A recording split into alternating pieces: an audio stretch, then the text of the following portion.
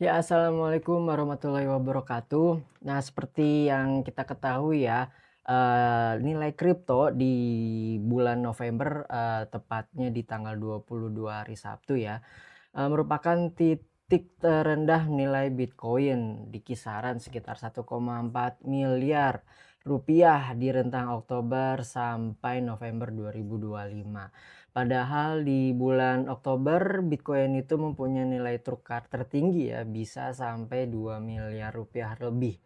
Nah, dengan penurunan tajam tersebut, pasar kripto diguncang gelombang ketidakpastian. Bitcoin yang selama ini disebut sebagai emas digital tiba-tiba tergelincir tajam dari puncaknya ya.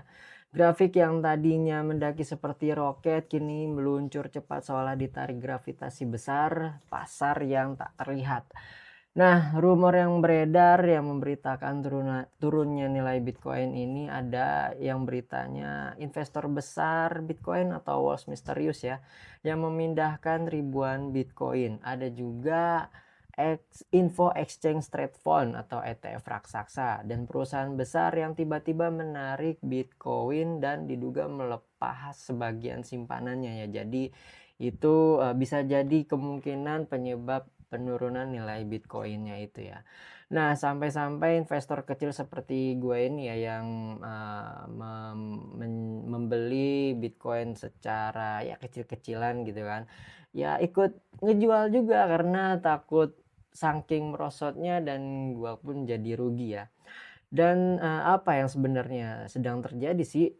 Siapa yang menggerakkan pasar kripto ini dan kapan, Bitcoin bisa perkasa seperti sebelumnya? Nah, hari ini gua akan mengulik bersama AI tentang pelaku di balik penurunan harga, faktor pemicu kepanikan, sampai bagaimana pasar bisa bangkit kembali. Sebelum mulai jangan lupa klik tombol subscribe dan like untuk mendukung channel ini agar dapat memberikan informasi-informasi yang menarik lain. Kali ini mau menanyakan tentang penurunan nilai Bitcoin ya di bulan sekitar Oktober sampai November 2025 kemarin ya. Nah, itu, penurunannya kan, tajam ya dari 2 miliar rupiah lebih sampai 1,4 miliar rupiah lah ya. Nah, itu kira-kira, apa yang paling berpengaruh terhadap penurunan harga Bitcoin itu? Oke, siap. Jadi kalau kita bicara soal penurunan Bitcoin sekitar Oktober sampai November 2025 kemarin, memang penurunannya lumayan tajam. Dari sekitar 2 miliar rupiah lebih ke kisaran 1,4 miliar rupiah, itu memang perubahan yang cukup drastis. Nah, penyebabnya ada beberapa faktor. Pertama, sentimen pasar global waktu itu memang lagi agak goyah. Banyak investor yang menghindari risiko, jadi mereka cenderung jual aset berisiko seperti kripto. Kedua, kondisi makroekonomi seperti ketidakpastian soal suku bunga di AS juga bikin orang lebih hati-hati. Dan yang ketiga, ada juga faktor teknikal. Ketika level support tertentu jebol, banyak yang panik jual dan makin mempercepat penurunan. Jadi intinya kombinasi antara sentimen global, faktor makroekonomi, dan faktor teknikal itu yang bikin harga Bitcoin turun cukup tajam di periode tersebut. Nah, kalau misalkan gue lihat rumor-rumor yang beredar ya, apakah investor besar, terus ETF raksasa, dan retail kecil juga ikut itu ya, mempengaruhi penurunan nilai Bitcoin ini? Iya, betul. Jadi kalau kita lihat dari rumor atau kabar yang beredar, memang semua lapisan investor punya andil masing-masing dalam memengaruhi penurunan nilai Bitcoin. Investor besar atau whale yang memindahkan atau menjual dalam jumlah besar pasti bikin pasar jadi lebih volatile. Terus, EPF besar yang ngalamin outflows atau penarikan dana juga bikin tekanan jual makin kuat. Dan retail kecil yang panik atau ikut-ikutan jual juga jadi bagian dari efek domino itu. Jadi intinya semua pihak ini saling mempengaruhi dan gabungan faktor dari investor besar, ETF, dan retail memang berperan dalam penurunan harga Bitcoin kemarin. Oh iya, ngomong-ngomong, Bitcoin itu siapa sih, sebutin deh, top 3 pemegang Bitcoin terbesar di dunia saat ini? Oke, boleh banget. Kalau kita ngomongin soal top 3 pemegang Bitcoin terbesar di dunia saat ini, biasanya yang masuk dalam daftar itu antara lain Satu, MicroStrategy atau sekarang namanya Strategy Inc. Mereka ini perusahaan publik yang paling dikenal sebagai pemegang cadangan Bitcoin terbesar. Mereka punya ratusan ribu BTC dan terus nambahin dari waktu ke waktu. Dua, Marathon Digital Holdings. Ini adalah perusahaan penambangan Bitcoin besar yang juga pegang cadangan BTC cukup signifikan. Tiga, entitas seperti ETF Bitcoin besar atau mungkin pemerintah tertentu kayak El Salvador, mereka juga bisa punya kepemilikan Bitcoin dalam jumlah yang besar, walaupun mungkin tidak sebanyak perusahaan murni kripto. Jadi itu kurang lebih 3 besar yang sering muncul. Tentu aja daftar ini bisa berubah-ubah seiring waktu dan dinamika pasar. Oh, kalau misalkan negara-negara seperti Cina atau Amerika Serikat, apakah mereka dari sekian banyaknya pemegang Bitcoin terbesar?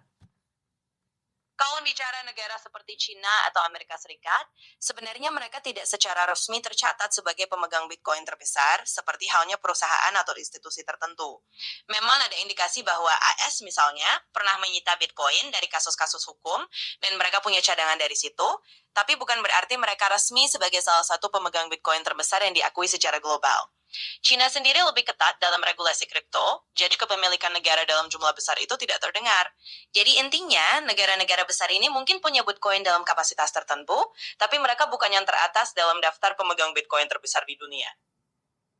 Tapi di pemberitaan ya mereka masuk dalam 10 besar pemegang Bitcoin terbesar. Bagaimana menurut lu? Oh, oke, saya paham maksudnya.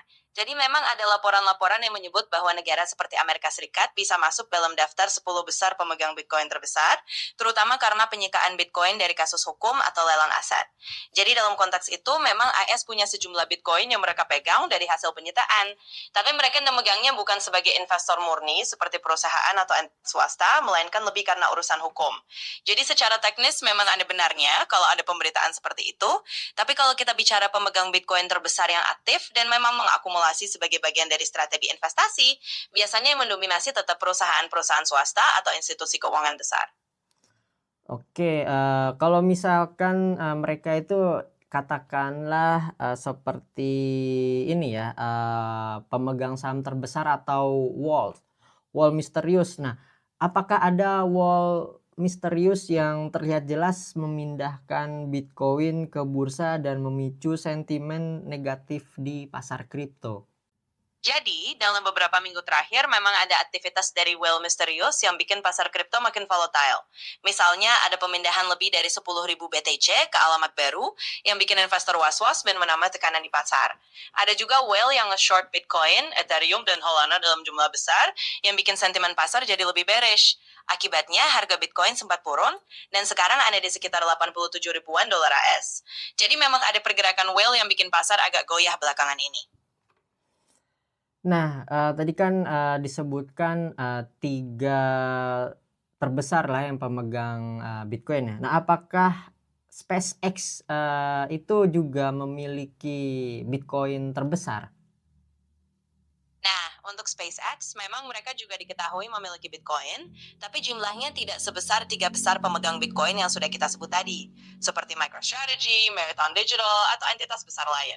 SpaceX memang diketahui memiliki sekitar 8 ribuan BTC, yang nilainya tentu lumayan besar, tapi masih di bawah perusahaan-perusahaan top holder lainnya.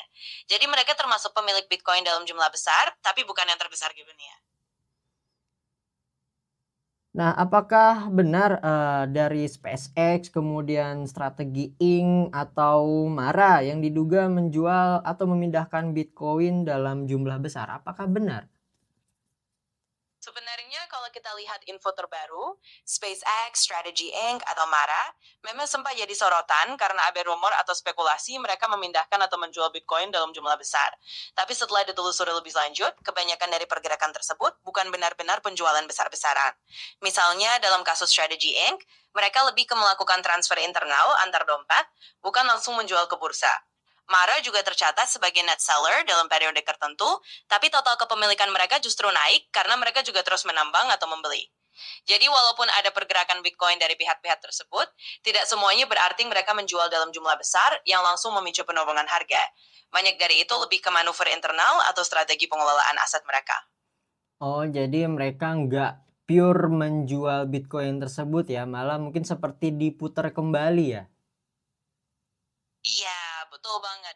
Jadi intinya mereka itu nggak benar-benar pure menjual Bitcoin dalam arti menguangkan secara besar-besaran. Lebih ke arah diputar kembali, misalnya dipindahkan antar dompet, diatur ulang kastodinya, atau mungkin dipakai buat strategi treasury mereka sendiri. Jadi memang kadang dari luar kelihatannya ada pergerakan besar, tapi belum tentu itu murni penjualan yang bikin harga turun. Lebih ke manuver internal aja. Nah, menurut lo faktor mana yang lebih kuat memukul harga, tekanan teknikal atau faktor fundamental seperti suku bunga dan sentimen ekonomi global? Kalau menurutku, keduanya sebenarnya sama-sama punya peran penting, tapi kalau harus milih mana yang lebih kuat memukul harga, biasanya faktor fundamental kayak suku bunga dan sentimen ekonomi global yang punya pengaruh lebih besar dalam jangka panjang. Alasannya, perubahan suku bunga atau kondisi ekonomi global itu ngaruh ke seluruh pasar, bukan cuma kripto. Kalau suku bunga naik misalnya, investor cenderung pindah ke aset yang lebih aman, dan itu bikin tekanan jual di Bitcoin. Sementara faktor teknikal, seperti level support atau resistance yang jebol, itu lebih kayak pemicu jangka pendek yang bisa bikin volatilitas sementara. Jadi singkatnya, faktor fundamental lebih berpengaruh secara keseluruhan dalam jangka panjang, sementara faktor teknikal lebih ngaruh di momen-momen tertentu.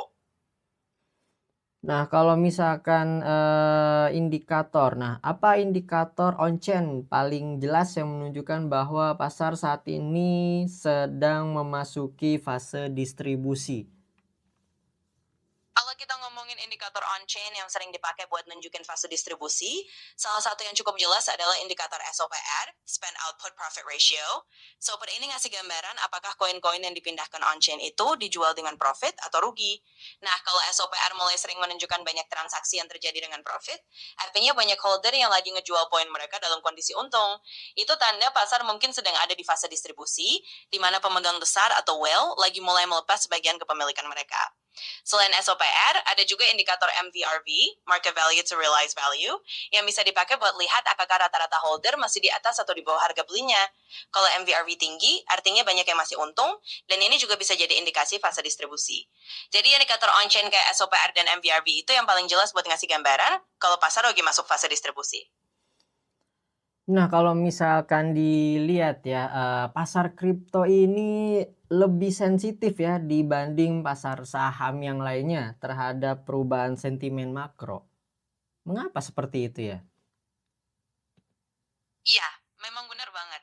Pasar kripto itu umumnya lebih sensitif terhadap perubahan sentimen makroekonomi dibandingkan pasar saham tradisional. Salah satu alasannya adalah karena pasar kripto masih relatif lebih mudah dan lebih volatile. Jadi pergerakan harga bisa lebih cepat dan lebih tajam ketika ada perubahan sentimen global, misalnya soal suku bunga atau inflasi. Selain itu, pasar kripto juga cenderung lebih dipengaruhi oleh investor retail dan spekulan yang mungkin lebih cepat bereaksi terhadap berita atau rumor. Pasar saham tradisional biasanya punya lebih banyak institusi besar, yang cenderung lebih stabil dan punya strategi jangka panjang, sehingga fluktuasinya tidak secepat atau setajam kripto ketika ada perubahan sentimen global. Jadi singkatnya, karena kripto lebih mudah, lebih volatile, dan lebih banyak dipengaruhi oleh investor retail, makanya dia jadi lebih sensitif terhadap perubahan sentimen makroekonomi dibanding pasar saham tradisional. Jadi seperti itu ya. Nah, kalau misalkan, penurunan yang disebabkan oleh panic selling atau strategi long term rebalancing oleh perusahaan pemegang Bitcoin terbanyak, apa, penurunan itu apakah disebabkan hal tersebut? Iya, bisa jadi penurunan itu memang dipengaruhi oleh kombinasi dari panic selling dan juga strategi rebalancing jangka panjang oleh perusahaan-perusahaan besar pemegang Bitcoin. Ketika ada tekanan makro atau sentimen negatif, biasanya memang investor retail yang dorong panik dan mulai jual cepat, dan itu bisa bikin harga turun dengan cepat juga. Di sisi lain, perusahaan-perusahaan besar yang punya strategi jangka panjang kadang juga melakukan rebalancing portofolio mereka, misalnya mereka lepas sebagian Bitcoin untuk diversifikasi atau menyesuaikan alokasi aset. Gacungan dari kedua hal ini, panic selling dari retail dan rebalancing dari institusi, bisa bikin penurunan harga jadi lebih terasa. Jadi ya, penurunan seperti itu seringkali memang disebabkan oleh kombinasi faktor-faktor tersebut. Kalau misalkan nih, gua kan, sebagai retail kecil ya, dan dipengaruhi banyak, media-media sosial yang memberitakan tentang penurunan, Bitcoin yang terlalu tajam gitu kan. Nah, apakah dan bagaimana media sosial dan rumor pasar juga mempercepat penurunan harga Bitcoin dalam fase seperti ini? Iya, Sebagai retail kecil emang wajar banget kalau kita terpengaruh sama apa yang beredar di media sosial. Dan memang media sosial dan rumor pasar itu punya peran besar dalam mempercepat pergerakan harga Bitcoin, terutama dalam situasi yang lagi sensitif. Kenapa bisa begitu? Karena informasi di media sosial menyebar dengan sangat cepat dan bisa memicu reaksi emosional. Ketika banyak orang baca berita negatif atau rumor panas, mereka jadi cenderung buru-buru jual karena takut harga bakal turun lebih jauh. Efek domino dari kepanikan ini yang bikin penurunan harga jadi lebih cepat dan lebih tajam. Intinya media sosial itu bisa jadi semacam amplifier yang mempercepat sentimen pasar. Kalau sentimennya udah negatif, media sosial bisa bikin rasa takut menyebar lebih cepat dan akhirnya bikin harga turun lebih dalam. Nah, biar, tidak turun lebih dalam itu, apa ada langkah atau cara yang dilakukan, investor besar atau, retail kecil ya, untuk mengantisipasi penurunan yang berkepanjangan di pasar kripto? Iya, tentu aja ada beberapa langkah yang biasanya bisa dilakukan, baik oleh investor besar maupun retail kecil buat mengantisipasi penurunan yang berkepanjangan di pasar kripto. Salah satunya adalah dengan punya strategi diversifikasi, jadi nggak semua dana ditaruh di aset kripto, tapi disebar ke aset lain juga, misalnya saham, obligasi, atau bahkan stablecoin. Dengan begitu kalau kripto lagi turun, setidaknya masih ada pegangan di aset lain. Terus ada juga yang namanya dollar cost averaging, DCA, di mana kita beli secara bertahap dalam jumlah yang sama secara rutin. Ini bikin kita nggak terlalu khawatir sama fluktuasi harian dan lebih fokus ke jangka panjang. Selain itu, investor besar juga biasanya punya manajemen risiko yang lebih ketat, misalnya pakai stop loss, atau punya target harga tertentu buat keluar masuk pasar. Intinya punya rencana yang jelas, dan gak gampang terpengaruh emosi saat baca berita di media sosial, bisa bantu kita bertahan di tengah gejolak pasar. Nah, kalau misalkan, untuk investor dan retail agar tidak terjebak di penurunan tajam seperti sekarang, strateginya itu seperti apa ya? Jadi buat investor and retail, biar nggak terjebak dalam penurunan tajam kayak sekarang, strateginya biasanya fokus pada beberapa hal. Pertama, tetap tenang dan jangan gampang panik.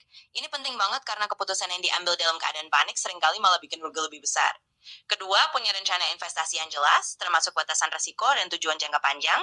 Misalnya tentuin dulu mau investasi di kripto buat jangka panjang atau jangka pendek dan patuhi rencana itu. Ketiga, diversifikasi portofolio, biar nggak semua dana ditaruh di satu aset aja.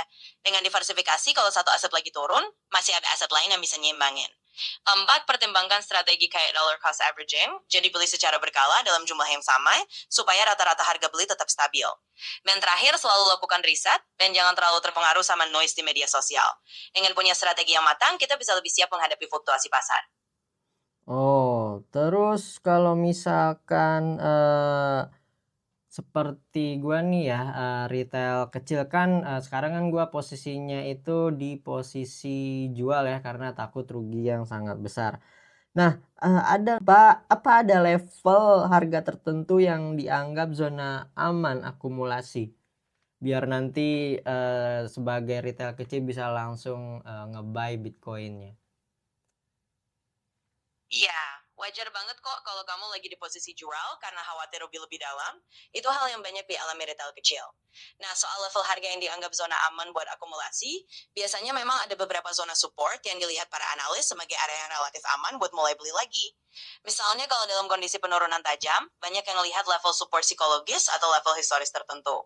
Contohnya kalau Bitcoin turun ke area yang sebelumnya pernah jadi support kuat, misalnya di sekitar level tertentu yang udah beberapa kali diuji coba dan bertahan, itu bisa jadi sinyal buat mulai akumulasi lagi secara bertahap. Intinya cari area yang dianggap punya support kuat secara teknikal dan udah teruji sebelumnya. Dengan begitu kamu bisa masuk lagi secara pelan-pelan tanpa harus takut beli di puncak. Tapi yang paling penting tetapin strategi dan jangan buru-buru biar kamu bisa lebih tenang dan gak terlalu terpengaruh sama fluktuasi harian. Nah, kalau misalkan dari berita yang ada sampai saat ini, kapan ya kira-kira harga Bitcoin berpotensi pulih dan, apakah melalui event makro, ETF inflow, atau siklus halving yang memicu momentum baru?